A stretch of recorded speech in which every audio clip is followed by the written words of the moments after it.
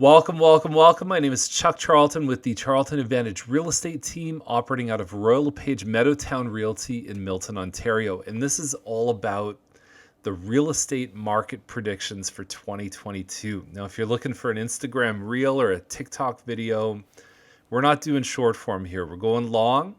We're going to go deep. We're going to give you a lot of information.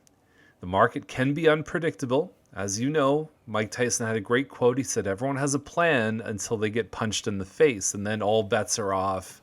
That's kind of like what happens with markets, but there's still breadcrumbs that we can piece together that'll give us a clue about what's likely to happen next.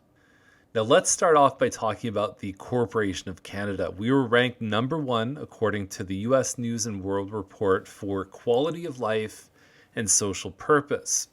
Now, Canadians have a reputation throughout the world for being competent, open, and friendly. And in this environment with COVID, never underestimate the importance of tolerance. Okay, that's what we're known for, the brand of Canada. That attracts investment and immigration, both of which are very critical to the economy. And you'll see that in some of the later slides. Now, house prices have gone up everywhere, not just Canada. This was so surprising to me that countries like the United States, Australia, even South Korea and Turkey have all outperformed Canada. So COVID didn't just cause a boom in Canada or even North America. This is a worldwide phenomenon. In fact, the national wealth defined as non-financial assets rose by 3% in the third quarter of 2021. So residential real estate is over half of the reason for the increase. Canada saw a drop in the gross domestic product of 5.4% in 2020. It has completely rebounded now, and we're up 5%. So those 2 years essentially have canceled each other off. And what we're expecting in 2022, 2023 is above average GDP growth. One of the big questions on everyone's mind is, how is inflation going to affect real estate? We've done a few videos on TikTok about this. This is the Bank of Canada's target line for inflation, about 2%. Now, last year we dipped below. So this is the consumer price index, right? So we went down and now we've really recovered strong. Now, if you balance those two out, it's still hitting the target line, but it's how quick things are going to come back.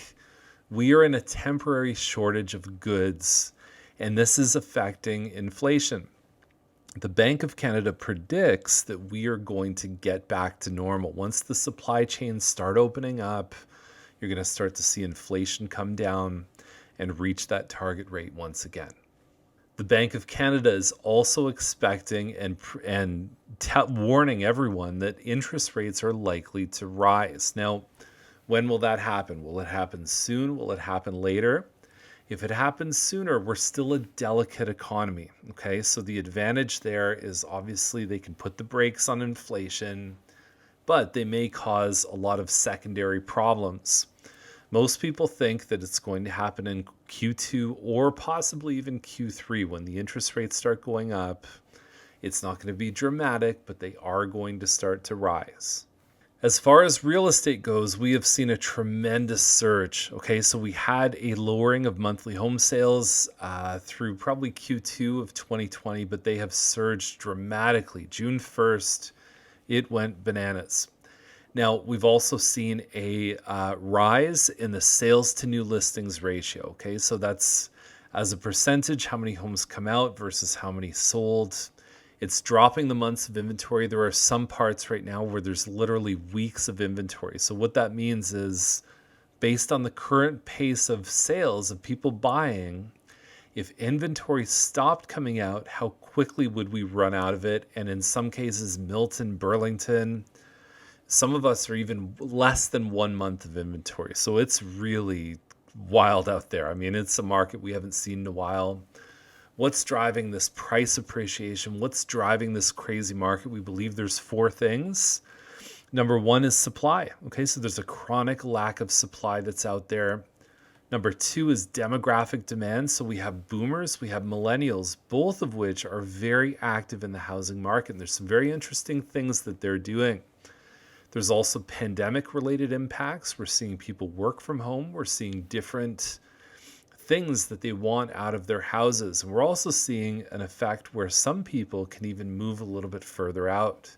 So the demand continues to be very strong, and that is certainly driving. You can't deny that there's a factor of fear of missing out. The FOMO factor is there. When people see prices going up by $100,000 in a couple of months, they want in. They want a piece of that action. From a policy perspective, our government has really dug a hole for us. Okay, so we are, by most people's predictions, we are at least 1 million homes short. Some put the number as high as 2 million homes short. And you're going to see later in the presentation, we are welcoming a lot of new residents into the country, and we just don't have the housing to support that. So we have a demand problem, but we have a big supply problem as well. For the reasons I've just covered, plus many more I'm about to cover, Royal LePage has predicted that their forecast is 11% increase in the Greater Toronto Area. Most markets in Canada are going to go up by about 10%. It's likely to be front-end loaded, and then it's going to cool off a bit in the second half of the year. But in 2022, expect more price increases. And also expect home ownership rates to rise. We are at the highest point in the last 20 plus years for home ownership. Now, people are looking at this, particularly millennials getting into the housing market. They are looking at this as the cornerstone of their financial future. Now, there have been many studies done about why people want to get into home ownership. And the reason is when you make a mortgage payment, part of it goes towards your interest. That's sunk money. There's no return on that. But part of it goes towards principal repayment. So when you look at that overall number, the net number, excluding principal repayment versus renting, home ownership costs less than rent. Okay, so your principal goes back in your pocket. So they're looking at interest rate, they're looking at carrying costs, they're looking at things like repairs. It ends up being less than renting. So obviously, if you're here for a year or two, or if you're not sure what your life is going to look like, renting gives you flexibility, but for long-term wealth building, it's pretty clear. The studies have said it since 2014, it is $630 less per month to own a house. November 2021, we had 4.2 million Canadian workers working out of their homes. So this has changed a lot. It's changed how far people are willing to live because the commute is no longer a factor for some of them. Some of them are going to go back to work in the office, but it's also affected what they want in a house, right? So there's been a shift of, I need a home office, or you know what, I'm going to be working from home. I'd love to be able to have a pool break in the middle of the day. I'd love to be able to work outside my backyard. So there's all these different shifts that we're seeing. We're having conversations every day with people. And the pandemic has caused people to reevaluate how they look at their home and how they live in it. Canadians have also become very good savers during the pandemic. So usually people put away 2 to 3% of their earnings. That's what it's been for years. During the pandemic, it has been 11%. Okay, so significant savings. Canadians have saved $280 billion. We haven't gone on vacations as much. We're not eating out as much. We're not going to activities, sports games, entertainment. All of those things have been less and less and less. Canadians have saved a lot of money. Okay, so this represents 10% of the GDP. It's a big, big deal. The biggest savers, not a big surprise here, were the highest income quartiles. So we were finding the rich kind of got richer, and it started to trickle down into behaviors with investment properties, which we'll show you a little bit later on. Now, if you remember, March, April, May 2020, a lot of layoffs happened. A lot of people lost their jobs.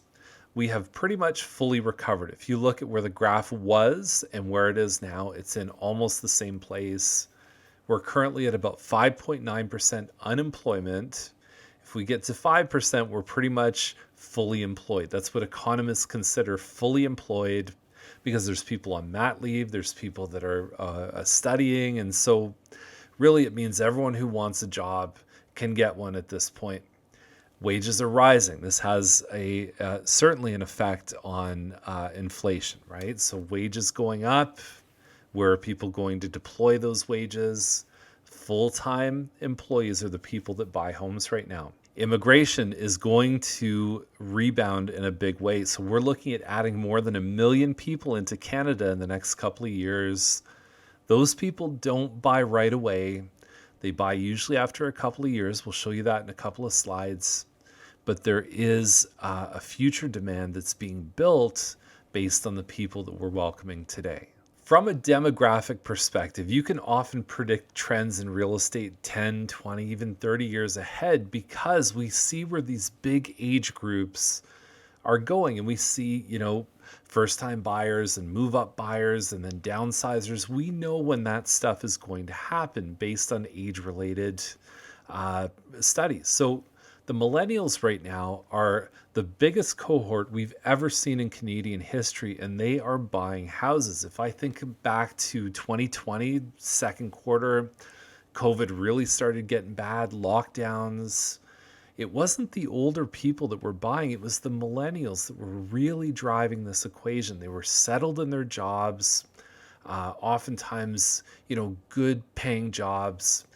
Careers going like this, and they were buying, and they've continued to buy more and more as this group passes through their demographic cycle. Now, Royal LePage has studied this group of millennials, and there's some very interesting things here. So remember, anyone in this age category, they've pretty much seen real estate increase their entire lives, except for a couple of little blips. So of course, 92% of them are going to say that owning a home is a good financial investment. They've seen it with their parents and their grandparents. 48% of them have already made the commitment to buy a home, and out of the remaining group, 68% of them say in the next 5 years their intention is to purchase a property. Now, we've looked at the younger cohort. Now let's talk about the older cohort. Baby boomers. They're still moving, but what they're also doing is, as they are passing away, they are transferring $1 trillion in the next decade to the next generation. That's going to have a huge effect, because a lot of people say this market is tough to get into. An injection of capital from the older generation is really going to help people, and there's a lot of it coming. Real estate has been very good to our boomers. Now, there's 9 million of them, so there's a lot. It's about a quarter of our population right now, and 64% of them are mortgage-free. 40% of them have said that at least half their net worth is based on real estate, and 25% of them have or would be willing to help their child or grandchild get into the real estate market. I've seen those numbers as high as 40%. So the bank of mom and dad, the bank of grandma, bank of grandpa, that really does exist. I know for my wife and I, we got a bit of help in the beginning, and it made a big difference in the ability for us to just get that head start in the real estate market. Now let's talk about the profile of the people that we're welcoming into the country. So 3 out of 4 people that come to Canada have the savings that allow them to purchase a home. So when you are a corporation of Canada, right, when you're a country that has a good brand and people want to come here, you can kind of choose who you want to come in. And that's one of the advantages of what we have here. So we attract very high quality people into this country, very well educated, and they have a bit of steam behind them financially. So immigrants are actually, as a percentage of the population, they have a higher home ownership rate once they get settled and once they get their legs under them. They also purchase more expensive homes than non-immigrants. So again, these are good people that are coming to the country. They have a very positive effect on the economy, and they buy houses in very high rates. International students also have a very big contribution to our economy, over 22 billion annually. Now, you know what happened in 2020. We didn't welcome as many people into the country, but the borders open up and there's a bit of a pent-up demand. There's going to be a lot of people coming in and they're going to need housing, right? They're going to need those condo properties in Toronto. They're going to need shared accommodation and housing. They need a roof over their heads. Now, investors have become a big part of our business too, because when your home goes up by $500,000 in 2 years, you have some assets that you want to deploy. So when you have, a 2% mortgage rate, all you're doing by keeping your equity in the house is just saving yourself 2%, but you can redeploy that money and get that exponential growth that you've seen with your principal residence in a second, third, fourth property. And so we're starting to see investors come back a little bit more. It dipped in 2020. We saw the condo sell-off in Toronto. It was a really rough market there for a while. It has completely come back plus more. And we're seeing more second, third, fourth mortgages in this economy. So the highest numbers we've seen since 2017, all of that point to the fact that investors have gained more net wealth and they're starting to redeploy it back into the real estate market. Now, when you look at how big real estate is, it's worth $200 trillion direct. That's not including the construction workers and the trades and all the people who benefit from housing as it relates to the economy. It is orders of magnitude larger than something like stocks and bonds. So it has a big effect on the entire economy. Now, that is our market outlook for 2022. I couldn't have made this presentation without the help of Royal LePage Media, so you can see some of the links on the side here. We're so grateful to have you watch this video, and please let us know what you think. Send us a message on social media, send us an email. If you're seeing this video on our blog, put a comment down below. We'd love to hear from you, and thanks again for watching.